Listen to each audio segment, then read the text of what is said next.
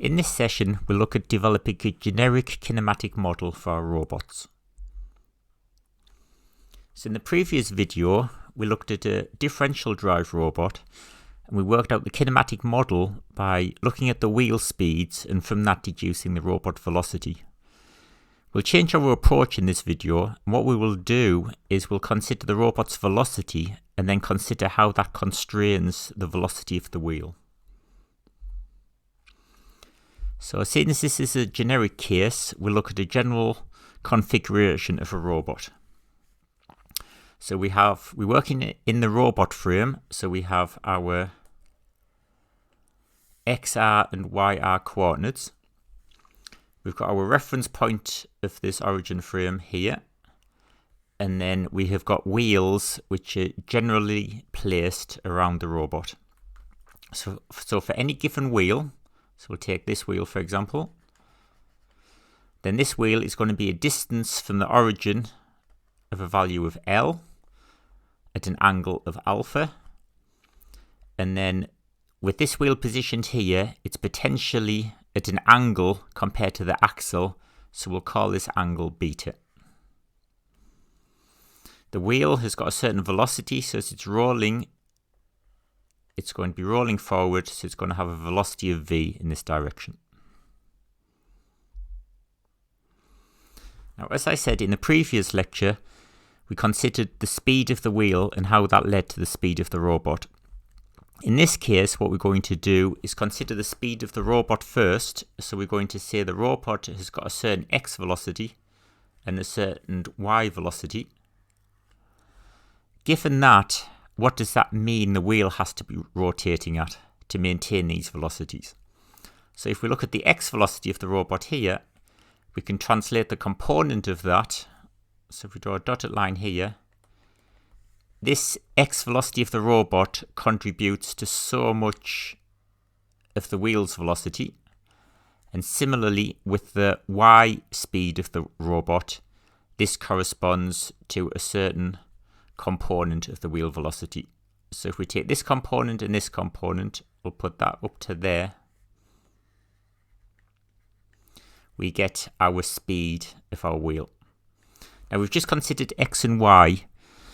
In reality, we also consider the angular velocity. So we also need to consider the speed of the robot rotating and add that component as well to the velocity of the wheel. It's a bit difficult to show in this diagram, but we've got the three components, robot's x and y velocity and its angular velocity, and all three of them add up to contribute to the velocity of the wheel. So what we'll do is consider each wheel in turn and see how it contributes. Consider each component of velocity in turn for a given wheel and see how that contributes to its velocity. So if we just go on to paint, so this was our general wheel. So it's got a distance L here, it's got a distance alpha here, an angle alpha here to the robot frame, and the wheel is potentially tilted at an angle beta. The wheel is moving in this direction with a velocity of v, and the robot, if this is the XR of the robot and this is the YR of the robot, then the robot, we are going to say, is going to moving at a certain velocity XR dot in that direction.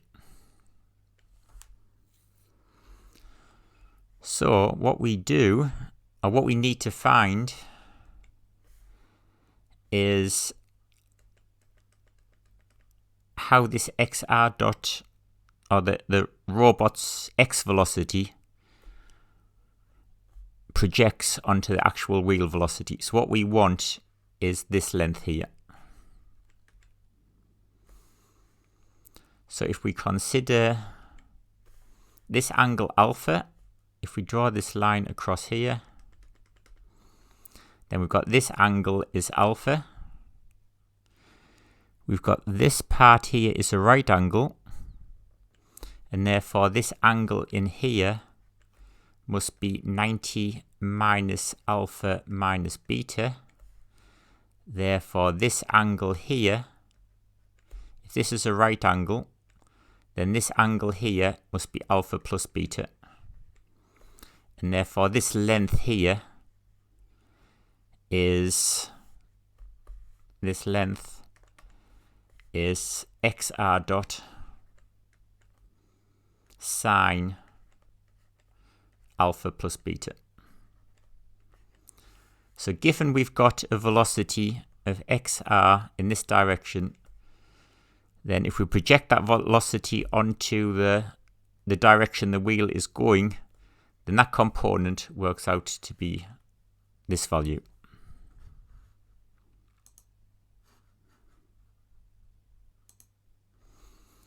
So we've just worked this out, we found this value, and this value turns out to be xr dot sine theta, where theta equals alpha plus beta. We can do a similar thing for the y component. So bear in mind the wheel is here, rolling in this direction. So we can translate our angles through to find out what angles are where. The robot, in this case, we're looking at the y component, so the robot is moving in this direction here with the velocity of yr dot. If we work out this angle where theta is and translate this component, then this component translates to a yr dot cos theta term. Now we set the velocity of the wheel is going in this direction. In this case, the y component is giving us a component in the negative direction, so we have to have a minus written in here. So the y velocity of the robot is contributing negatively to the wheel's rotation by this amount. And then finally, for our rotational term, we have got our wheel here again, rotating that direction. The center of the robot's here, and it's rotating in this direction. So the point of the wheel here means the wheel is rotating around like this. So at this point, so this tangent, we've got a velocity due to the rotation of the robot, and that velocity here, so we'll say the rotation of the robot VR is given by the angular rate of turn, theta dot, times by that distance, which is L. So we know this line here is L theta dot. Again, we can work through our angles and find out what component of this translates onto the direction the wheel is rolling. It turns out to be L theta dot cos beta. Again, it's in the negative direction, so we put a minus sign there. So what we can do is say for that wheel, the wheel is being forced to rotate due to the x motion of the robot, which is here, the y motion of the robot, which is this term, and it's negative, and the angular velocity of the robot, which is this term here. So all them three terms together contribute to the wheel velocity. We can simplify this, or simplify its representation, by putting it in vector form. So we'll pull out all the trigonometric terms here, and then we'll pull out all the velocity terms into a column vector. So we've just rewritten this in this form as a vector. Multiply this equation out here, and you'll get back to this one.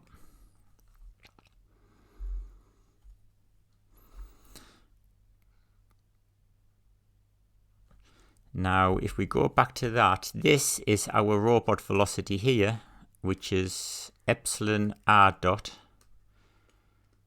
And we've said that is equal to our global velocity, epsilon I dot, times by our transformation matrix, r theta dot. So when we replace this term with this component here, So we've just replaced that component there in there. So now we've got the wheel velocity is given by its geometry together with the global velocity. Now if the wheel doesn't slip, then that means as it rotates, it's the speed of rotation. So we have our wheel rotating round at a speed of phi dot. It's got a certain radius r, so the velocity of this wheel must be equal to r theta dot. So just in the previous video, a wheel rotating has a velocity of r theta dot, providing it's not slipping or skidding. So if we say this is the speed of the wheel, if the wheel doesn't slip at all, then that speed must equal that speed up here. So we have this term equals our r theta dot. Alternatively, we're saying it is saying that term minus r phi dot equals 0.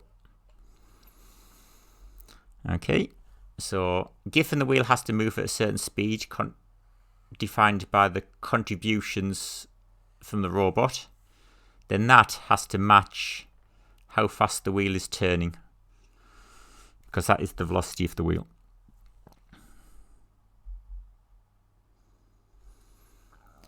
So what we've worked out is what's called the rolling constraint. We've looked at the direction of the wheel rolling in this direction.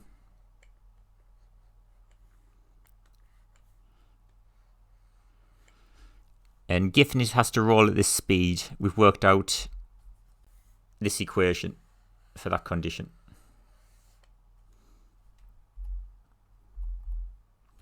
We can also think of a condition in the slip. Now we said the wheel cannot move sideways, but it does depend on the type of wheel. So we'll just go for the general case that the wheel might go sideways. So we can also do a similar argument for the wheel moving in this direction. And it's exactly the same argument, except in this case we've got an XR component. So for the X term, we've got an XR component here. The rolling condition, we wanted to find this length. For the sliding condition, we're finding the length perpendicular to that, which is this length, or which is the same as this length here. So we need to find this term. Similarly, for the Y component, it is this term, and for the theta dot component, it is this term. So it's a very similar way of forming these equations, except rather than have our sine term in this case, it's a cos term, etc. So you will find doing the sliding condition, you get a very similar equation out. So you get this equation out. However, in this case, because we're saying it's a standard wheel, so for a standard wheel, we're saying sliding is not available, then the total components in this direction should equal 0. Okay. So we've got our two equations out. So I just escape this to reset it.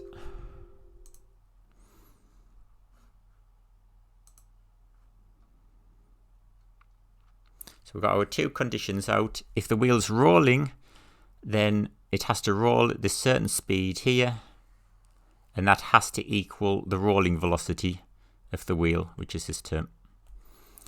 In terms of our sliding, for a standard wheel, wheels are not allowed to slide sideways, so the contributions of velocity in this case all have to equal or add up to 0.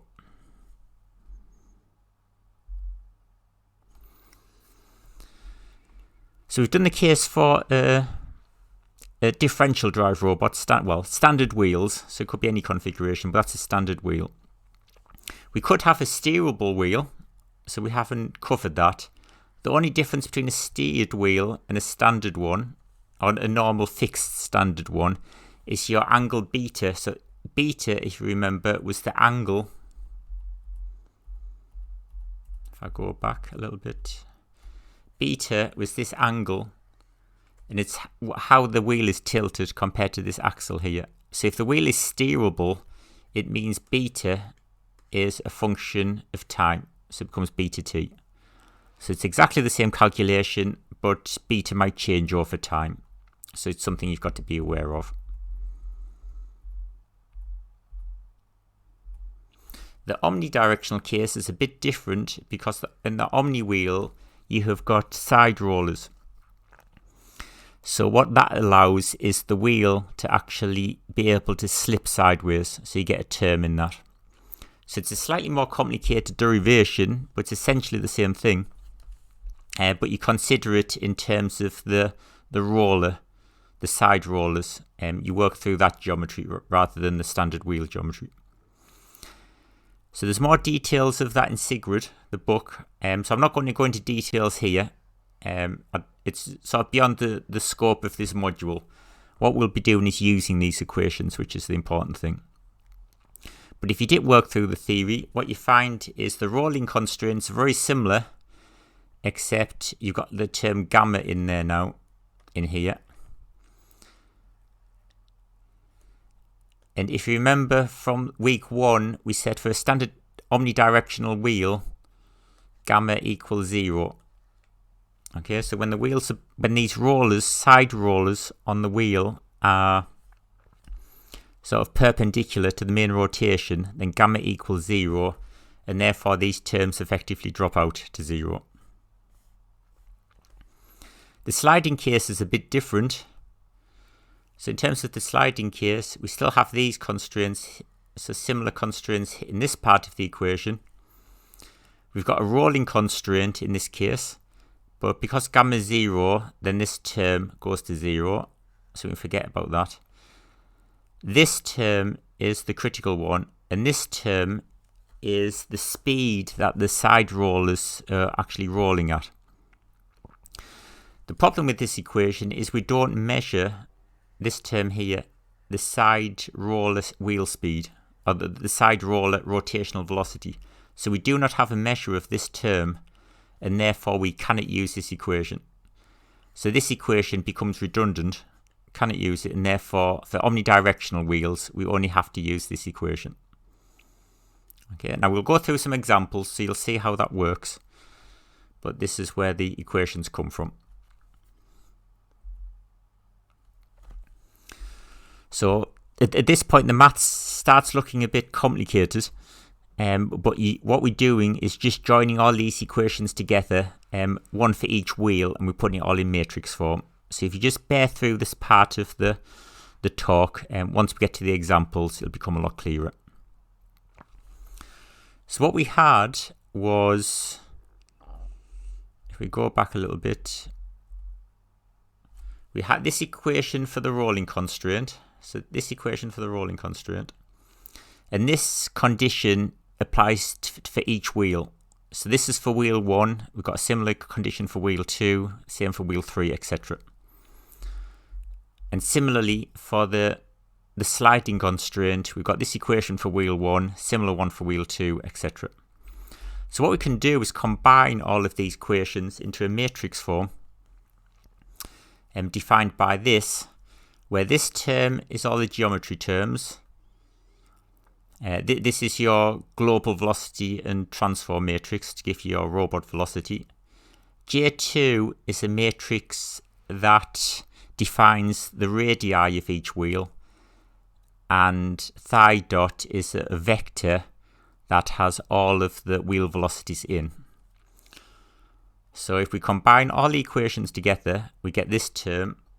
And just to summarize that, the J1 matrix is just each of these geometric terms for our wheels put together to form a matrix. So wheel 1, wheel 2, etc.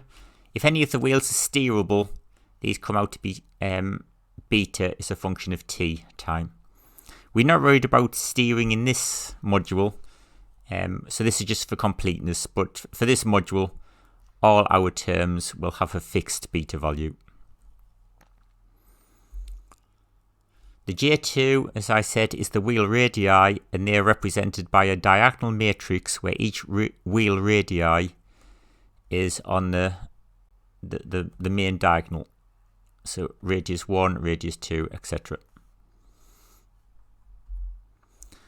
And then our psi dot vector is just our velocity of our angular velocity of wheel 1, wheel 2, etc. So if you go back, and as I said, it looks complicated, but if you go back to that equation, fill in the matrices with these terms and then multiply it all out, what you will get is a series of equations that all look like that, corresponding to each of the wheels.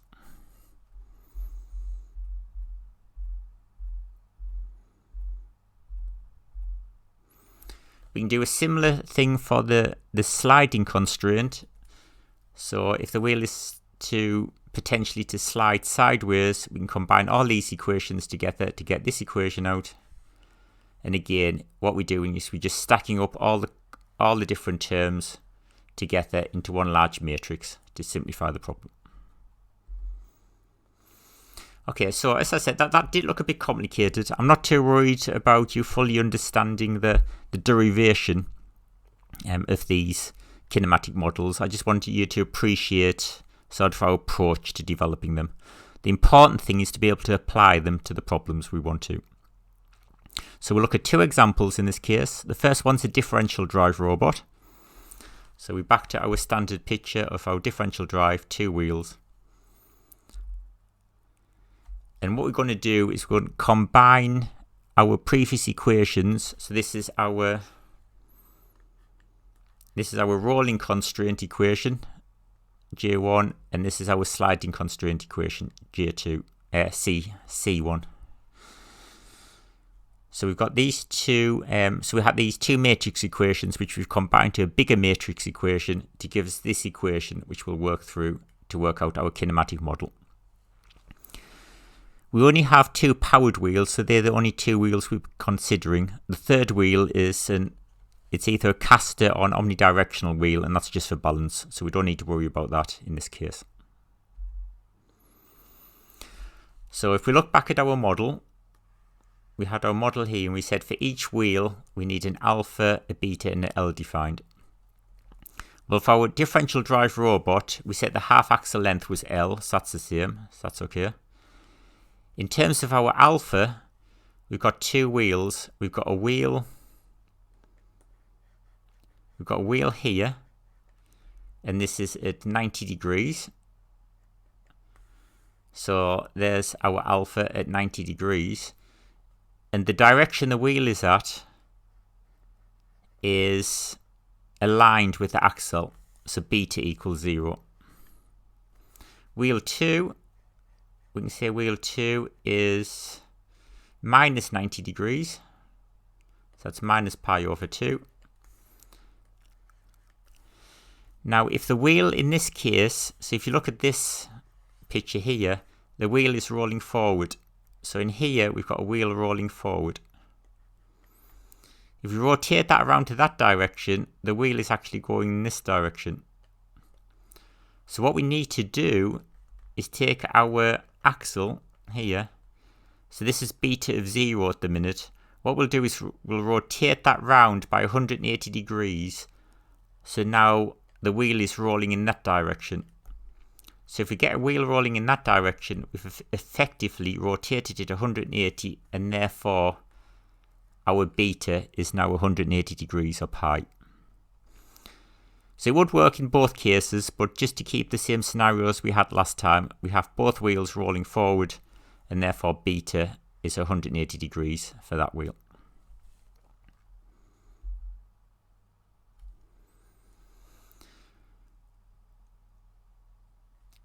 So this was just if the wheels are steerable or not. In our case, all the wheels are fixed, so we're not worried about any steering, so we can miss that part out.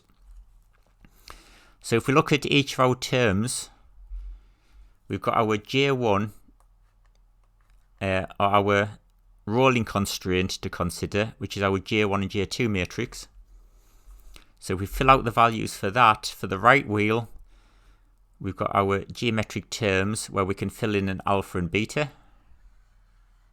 For our left wheel, we've got our alpha and beta terms, etc., which we can fill in. And that's our rolling constraint here. For our sliding constraint, for our right wheel, we have cos alpha plus a cos, a sine, and a sine term. So that was our sliding constraint for the right wheel. The left wheel also comes out to be exactly the same.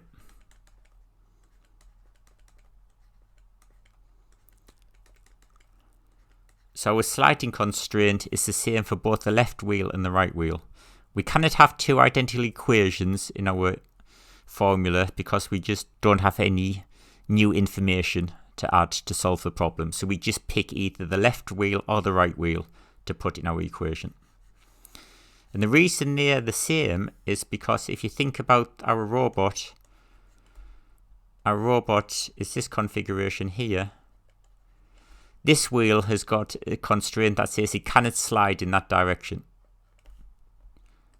Similarly, this other wheel says it cannot slide in this direction. So both wheels have got identical constraints. They're aligned, they're on the same axis, and they cannot slide in that direction of the axis. Hence, that's why both equations come out to be exactly the same.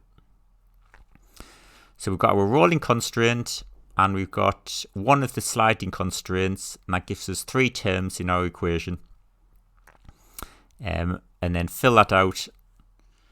We come in, putting the values in, we get this for our kinematic model for the robot. Okay, so we've just put in alpha as pi over 2 and beta as 0.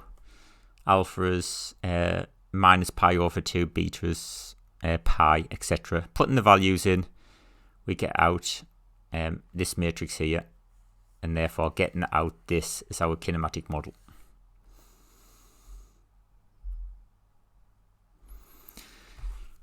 So if I just clean that up again by exiting and restarting.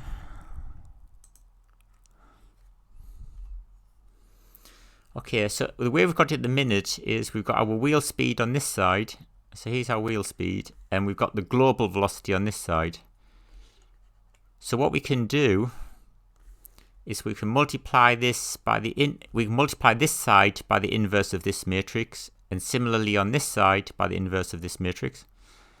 And then do the same with this term. Multiply both sides by the inverse. And what that does is rearrange the equation to give us our global velocity on its own on the left side and the corresponding terms on the right side. So we've essentially got our forward kinematic model and our inverse kinematic model. Okay, so in this case, given a global velocity, epsilon I dot, we can work out what the wheel speeds are. Or if we rearrange the equation, knowing what the wheel speeds are here, we can work out what the global velocity is. So finding the inverse of this matrix gives us this value here, or this matrix here. So that's our kinematic model. Now this is what we've just derived. And this is what we derived in the previous video, which looks a bit different. However, if we actually fill out, so if we work this equation here, work through it, we get r theta to the minus 1, a half, 0, 0, 0, 1, 1 over 2L minus 1 over 2L, 0. Our J2 matrix is our wheel radii, so that'll be R1, 0, 0, R2. Our phi dot is our vector of wheel velocities, that's phi 1 dot and phi 2 dot. And then this bottom term is a 0, so it's a 0 here. So if you expand this out, you get an r phi 1 dot there, an r phi 2 dot as the second term, and a 0 here. And then if you multiply this by that vector, etc., what you will come out with is exactly the same equation that we had in the previous video. So it is all comparable. Okay, so that's our differential drive robot. Now that did seem a lot more complicated compared to what we did in the previous video. So granted, that does look a lot more complicated. However, because we're doing a generic case, we can apply to different configurations. So you'll see the strength of this approach when we look at an omnidirectional robot. So here's our example 2. We have got a robot, circular robot. It's got 3 omnidirectional wheels. So for our omnidirectional wheels, we need to use our equations here. We said we cannot use this one. We can use this one. So we'll apply this equation for each of the wheels on our omnidirectional robot.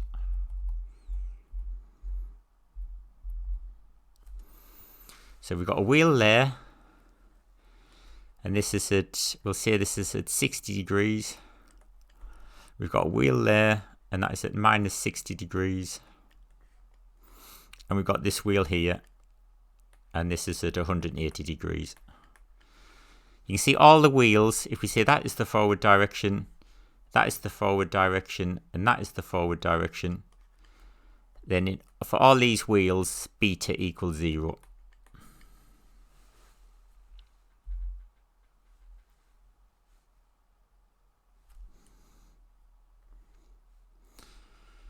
So we can do a similar case to what we did last time, combine all of our equations together.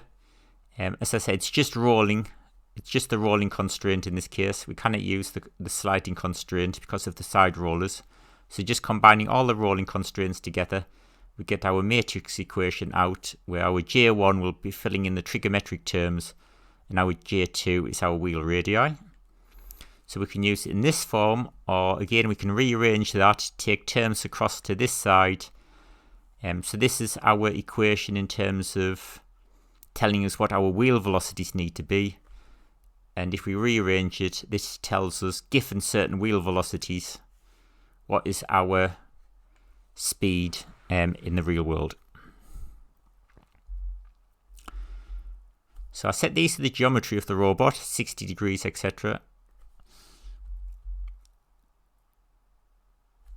So if we have an axle length of L and each wheel, so we've got wheel 1 at 60 degrees, wheel 2 is at 180 degrees, wheel 3 is our minus 60 degrees.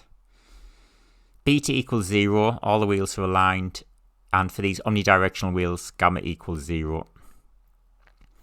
So our J1, so if I just go back, our J1 matrix was grouping all our terms together, which is all these terms.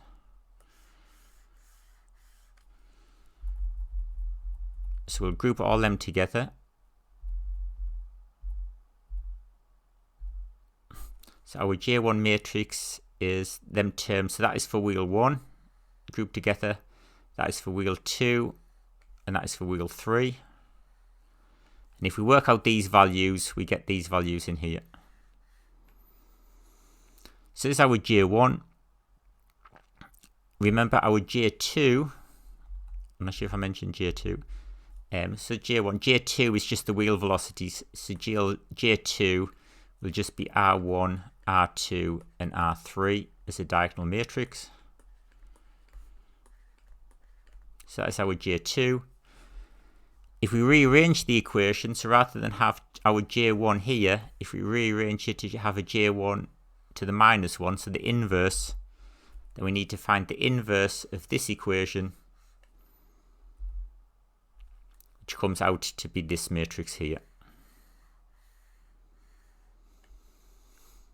Okay, so that's our two equations we need for our omnidirectional robot.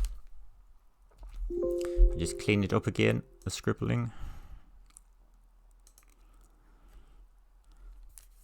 So we either using this equation if we want to know the wheel speeds, or given the wheel speeds and we want to know the global velocity, we use this equation. And given our geometry of the robot, then our J1 matrix is this, and our J2 matrix is this.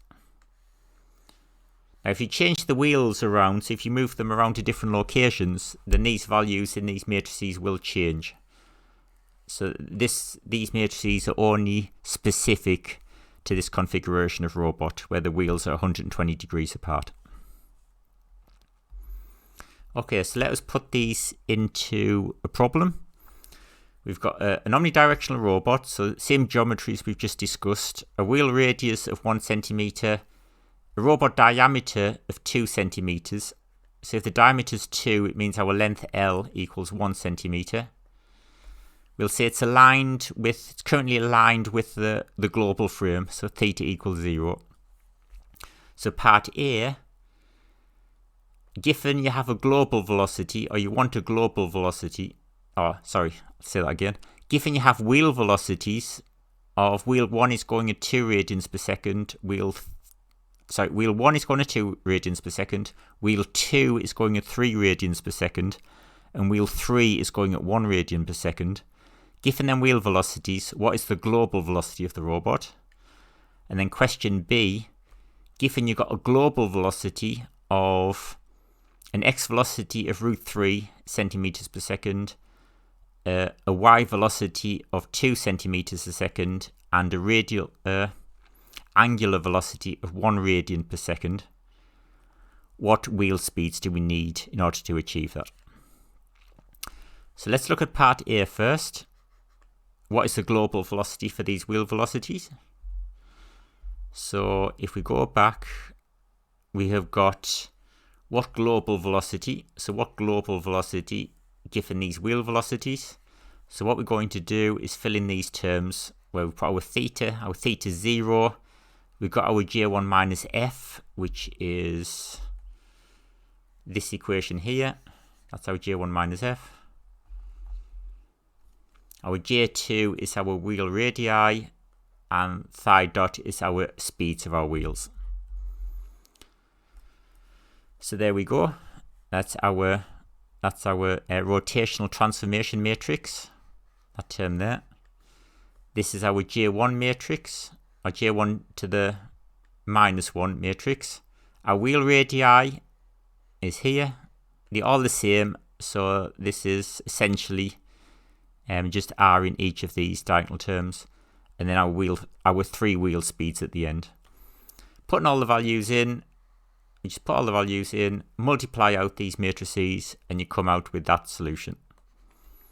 So it's got an x velocity of 1 over √3, or this robot has got an x velocity of 1 over √3, a y velocity of 1 centimeter per second, and an angular velocity of minus 4/3 radians per second. If we look at the problem from the other perspective, given that we want a certain wheel velocity, given that we want a certain global velocity of this, what wheel velocities do we want? So in this case, we will use, I think I've missed out the equation. Where are we at? Okay, so in this case, we're given a global velocity here. So if we put these terms in, then that should lead to us to what is our wheel velocities we need. So if we use this equation here, we'll put that in. So there's our J2 phi is our J1 matrix and our transformed global velocity. So our wheel radii and our speeds are there, translates to terms on this side. Work through the problem and you work out to be an answer of wheel velocity 1 has got to rotate at minus a half radian per second, wheel 2 at 1 radian per second, and wheel 3 at minus 7/2 radian per second. So as you can see, it's taken a bit of effort to derive these equations, but once you've got them, then all it is a case of is just plugging the values into the equations to work out what the solution is. I have left the R and that on the same side. If you notice that term there, what we can do, if I write it here, what we can do is, if all the wheel radii are the same, we can take R out. So rather than write R as a matrix, what we can do is take the R out, write that as the identity matrix, like that. And then when we take that to the other side of the equation, this is still just the identity matrix on this side. And then this R becomes a 1 over R term. Okay, so when we found the inverses on here, you need to find the inverse of that, but the inverse of this is just 1 over R as a diagonal matrix. So it does turn out to be quite easy to solve for a given value of R. So that's just something to bear in mind when you're solving these equations. Okay, so to summarize today's teaching, we first looked at coordinate frames. So bear in mind we've got 2 coordinate frames. We've got a robot coordinate frame. So that's the one you predominantly work in. But in terms of if you have to work out where you've gone, you've got to translate them velocities into a global frame and integrate that so you actually know where the robot is. In order to know how to drive the robot, you need a kinematic model.